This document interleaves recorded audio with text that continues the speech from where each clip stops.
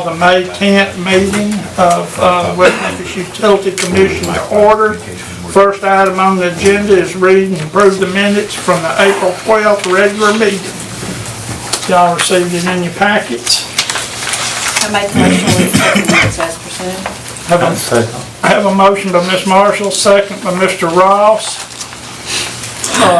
Any further discussions, additions, or deletions? All in favor? Aye. All opposed? Minutes are approved. The second item on the agenda is contract, and I guess Robert's going to tell us all about this. Good morning. Good morning. I'll get this straight up here. One of our key initiatives for this year was our ability to be more agile in receiving payments the way our customers want, which is through a website, through online banking, and our credit card processing. You have a packet in there.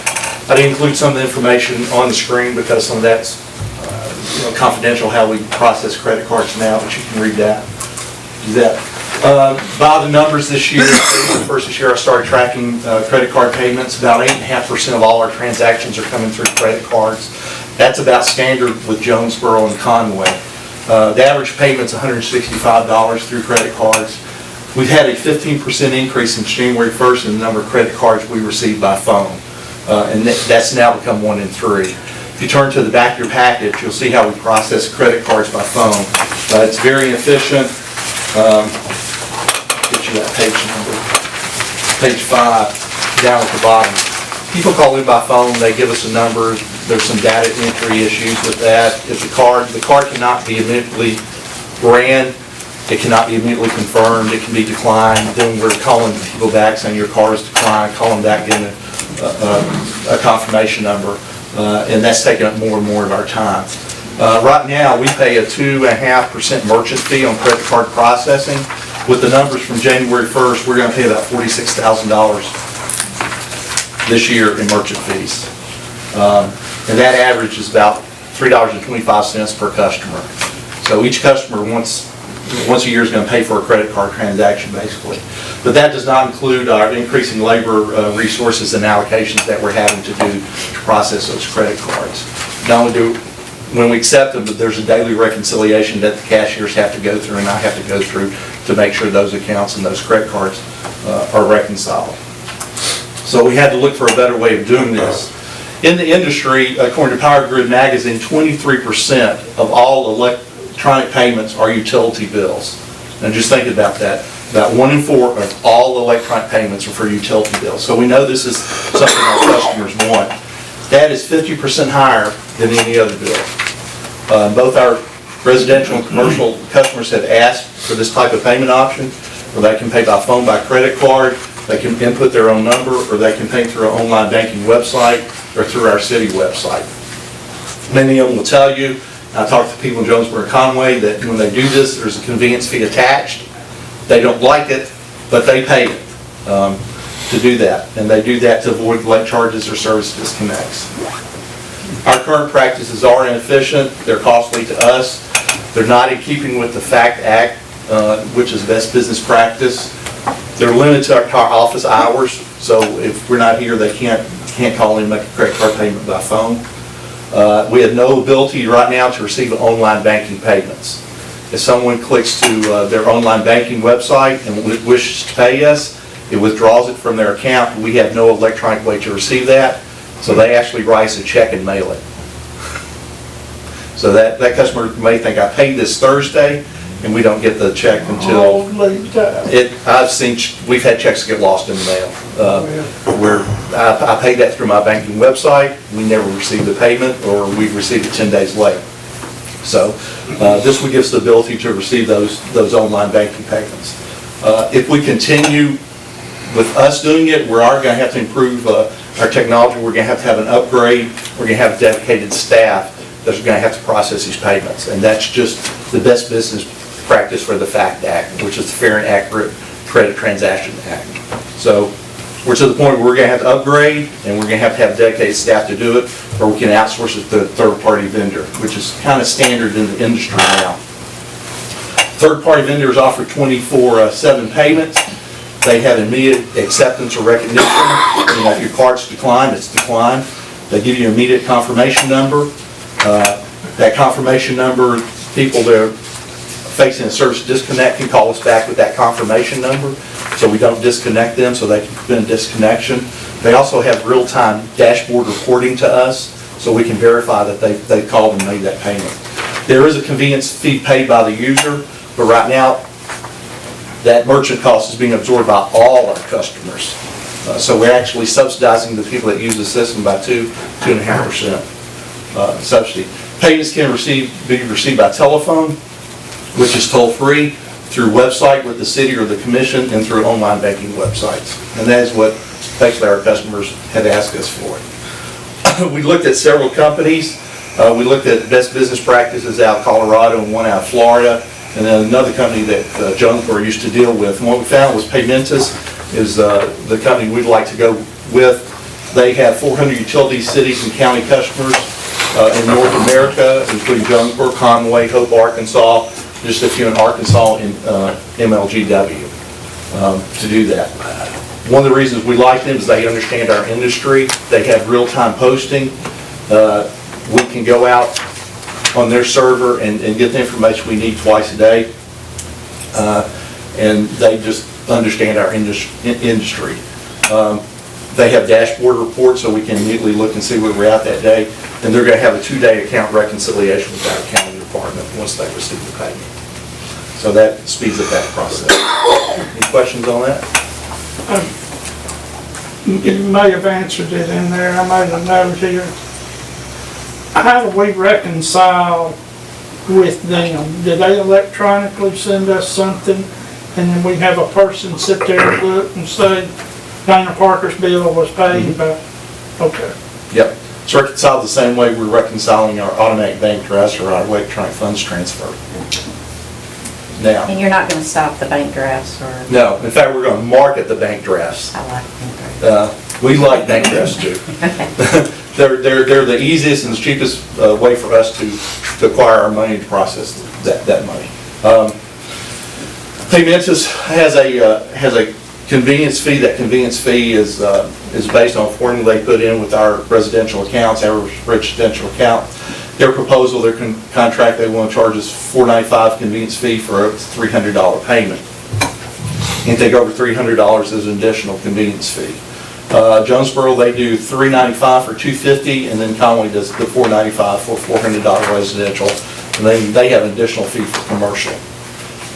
There's no startup cost for us for them to start receiving credit card payments.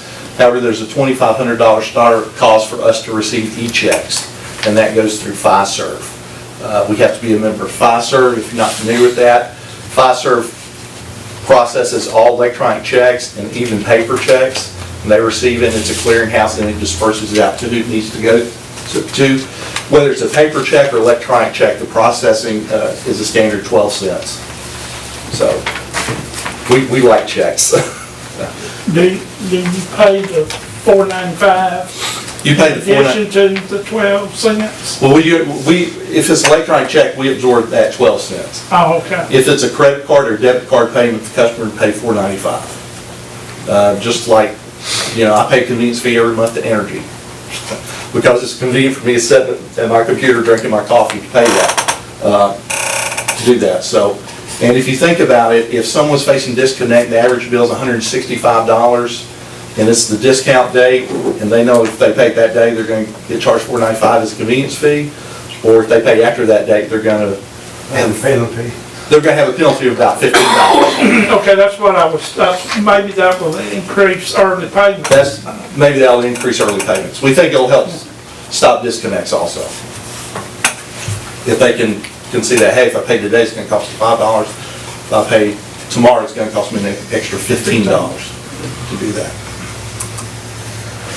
All right, David has been working with the people in contract with the company, and I think y'all got about all those issues resolved.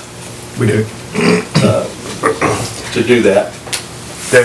There are a couple of issues that, and do they have a copy of the contract? No. Okay. We have they need a copy of the contract. Okay. I can get them one. Okay. While y'all going with other things. Well, we looked at several of the issues in there. There were some wording issues that needed to be changed, and there were a couple of other things. There were some indemnification language in there that I asked them to put in some language saying that it was subject to the Arkansas constitutional provisions that, in my opinion, don't allow us to indemnify people, but we've got ourselves protected with that.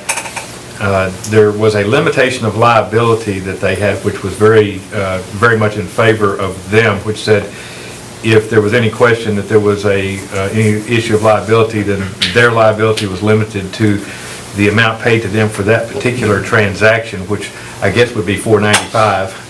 So, you know, their maximum liability on any particular transaction would be $4.95, which seemed to be a little inappropriate.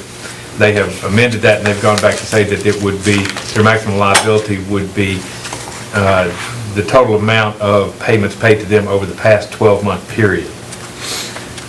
They wouldn't take it out completely, but they did broaden it considerably. The one issue that they said that they would not change, it's a 3-year agreement, and they asked that it have an automatic renewal subject to notice being given not less than 6 months prior to the termination date if we wanted to not automatically renew it. Which means we have some issues where we're going to have to calendar that probably 7 to 8, 9 months prior to its termination, so that if we chose to renegotiate or if we did not want it to automatically renew, we would have to act that much ahead of the termination date of the contract. Even if we elected not to automatically renew it, there would be nothing to say that we couldn't go back and renegotiate and enter into a new contract with them or some other provider. But we've worked through all the legal issues in the proposed contract. And you're comfortable with it? Yeah. I would like a copy of it. Sure. As soon as I'm done, I'll get you my copy, not the amended copy.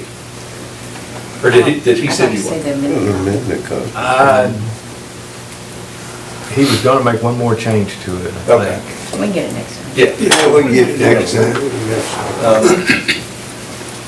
Any other questions? They have about a 4 to 6 week startup where they come in and they're a technology company, and their server posts something out there, and then we program our server to go out there and pick up that and import the file. They're not going to have access to our information. The other thing I wanted to share with you is at the beginning of the year, we changed our return check policy so that we wouldn't take checks on disconnects, on service disconnects, and these are the numbers since we changed the policy. We've had a 73% decrease in the number of return checks and a 67% decrease in the amount of funds that those were written for. And we did that, I think, in February. You can see how that's impacted. All right, thank you.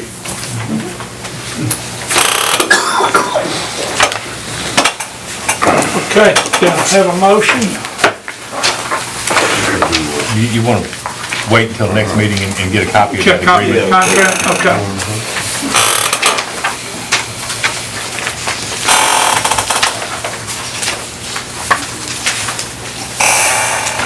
Anybody have any other questions or?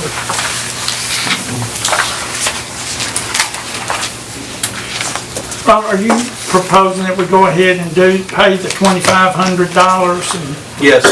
Okay, I thought so. Okay, the third item on the agenda is settlement agreement. Recommend of approval by city council.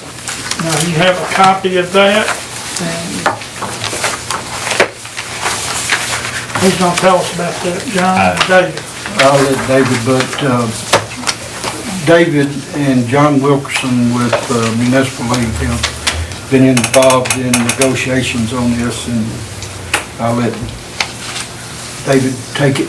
This is a federal action that was brought by an employee of ours that was pursuing his EEOC claim. I think some of those issues had made it before the commission previously, but, and I understand that there was some concern expressed that the actual litigation hadn't been brought to the commission's attention, and my apologies for that, but I've been communicating with John and with the department head involved in this, and we've been dealing with the municipal league people who've been representing us, and the matter proceeded through a hearing through the EEOC. There was a reconciliation suggestion made by the EEOC that was declined. This employee elected to pursue the litigation through the federal courts, and the municipal league represents us on this. Monetarily, they represent us.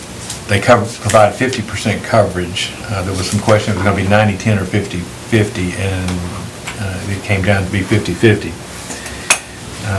What you have before you is the settlement agreement, which we have negotiated with the plaintiff's attorney. It's got some requirements in there where we would agree that this employee would be allowed to participate in an apprenticeship program and pursue that avenue. There are some monetary payments that are set out in there, some for the attorney's fees and costs, some to the employee. And this would resolve all the claims that were being brought. How was attorney fees derived? It's basically I thought that attorney's hourly. 30% of the, No, it's based on an hourly rate of the attorney as would be approved by the courts. And there's no magic calculation to it. There's no set figure to it. So this didn't go to court, it was just all negotiated? It's a settlement of a claim that's pending in court. Pending in court, okay, and are we agreeing we were wrong? No, we're not making any admission of any liability or any wrongdoing. We're just settling the case. There's some language in it. I know it's a lengthy settlement agreement, and the drafts a rather comprehensive document, but language in there says there's no admission of any liability or wrongdoing. and it reads like a true legal document. I thought it was well done. Did you do that? I had a hand in it. Good. Okay, and he's still gonna be working for us and, okay. But now, if I understand what I read, if this is agreed to, if there's future actions, anything prior to this is not part of it, or am I correct? Future disciplinary action involving this employee should be based on the particular acts that are in, any particular infraction that might be, initiate some disciplinary action should be judged on its own merits. Okay. But this settlement cannot be used in any future It's, against us. our agreement is that we will not go back and enhance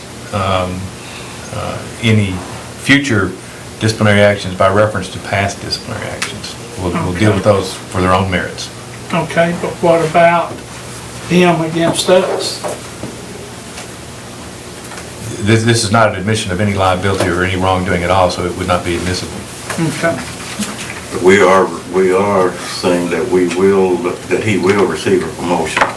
We're agreeing to that. We're agreeing that he will be enrolled in the apprenticeship program, and that he will be entitled to participate through that apprenticeship program as any other employee would be. And I think there's an opening, Yes. an availability for that now, so. Yeah, and actually, where he will be moving to is not necessarily a promotion.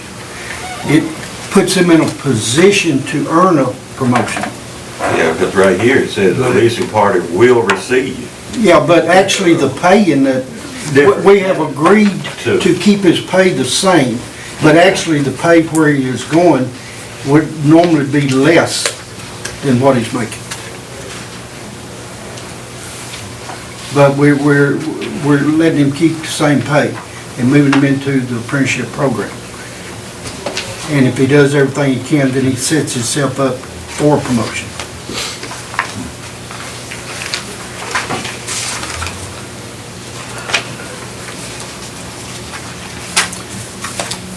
What we would like is your consideration of this. It would have to go in front of the city council technically to be approved.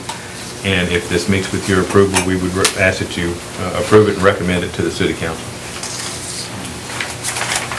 Do I have a motion? I so move. Motion by Mr. Beck. Do I have a second? I'll second it. Second by Ms. Marshall. Any further discussions? The only discussion that I had, that something as important as this to the commission should be brought to the commission's attention immediately upon it occurring in the future. And I apologize, it should have been, I agree. I agree with you. And then the settlement maybe should have been gotten to us beforehand. Well, The settlement to you, the settlement it has just Just been done. Yeah. Since your last meeting, this has come about. So, I mean, it's been in the works for quite a while. The final terms of it haven't been agreed upon, at least tentatively by the parties, until just recently. So I wasn't in a position that had been brought to you any earlier. Oh, okay. Any further questions, discussions? All in favor? All opposed? Motion passes to present to the city council.